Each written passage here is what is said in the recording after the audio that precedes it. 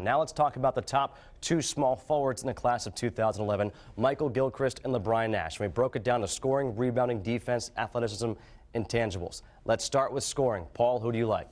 I like Nash. When you think about him and scoring the basketball, you think from the inside out. He can score and finish inside the paint. He welcomes contact. His offensive game in the perimeter has gotten better. He can play two-man pick and pop as the ball handler, and he can make three-point shots. I give the edge to scoring to Nash. All right, next category is rebounding. Dave, I'll let you take this one.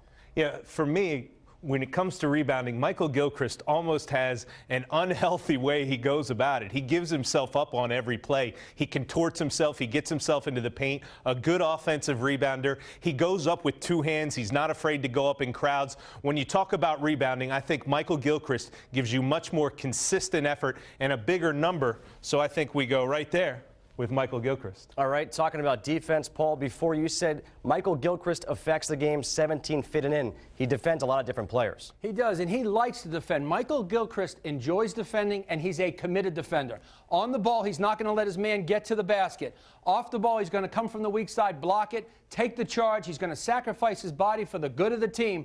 Michael Gilchrist likes to play defense, and he's good at it. Dave, you already made the right decision. Yeah, Michael Gilchrist, that's just been one of those things that separated him from other guys in this class, is his commitment to that aspect of his game has been really impressive. Speaking of separation, athleticism, Dave, you talked about it with Nash, right? Yeah, I'm going to have to ask Paul to toss me one over there. Because no arguments here. This one is for Nash. And the thing about Nash is when he gets to the rim, it's violent. It's very explosive. It's very athletic. There is a collision between himself, his arm, and the basketball at the rim. This guy can go up. He's a really good second jumper, but it's usually the first jump that works for him. He's such a good leaper. And he's very unique from a lot of other kids in this class because there's a package that he has that separates him when it comes to athleticism and strength. All right, in the final category, intangibles, who gets it? I'm going to go with Michael Gilchrist. First, it starts with the heart. Michael Gilchrist has big heart. He plays the game with great passion. And people may say, well, that's not important. Well, he does it every play, every day. And a lot of athletes today don't do that. The second intangible for Gilchrist is winning. The young man wins. His team is 23-0 right now, heading into a state championship. He's won the City of Palms for St. Patrick for the first time ever in 10 years. USA basketball gold medal. I put a big price tag. I know Dave does on winning. He puts that in front of his individual stats.